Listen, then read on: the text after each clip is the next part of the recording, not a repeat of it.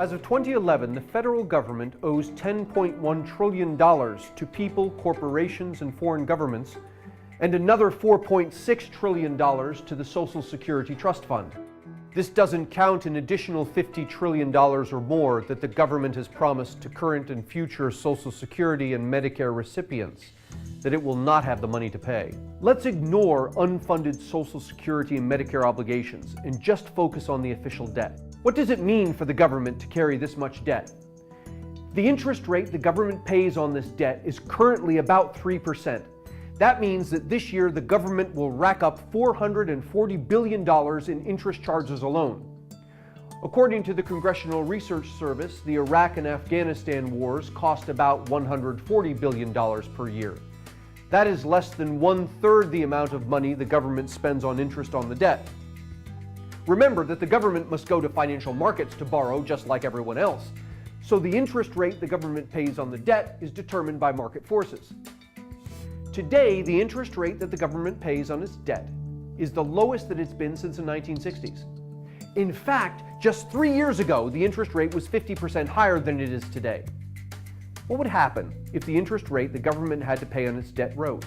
At the current debt level, a 1 percentage point increase in the interest rate would cost the government an additional $147 billion a year in interest charges. That's more than the annual cost of the Iraq and Afghanistan wars. In fact, comparing the government's annual interest expense to the annual cost of all the wars the U.S. has fought, we see that the interest rate on the debt costs us more than half of what World War II cost annually. At the time, World War II was the costliest effort the government had ever undertaken. 3 years ago, the government was paying a 4% interest rate. 10 years ago, it was paying a 6% interest rate.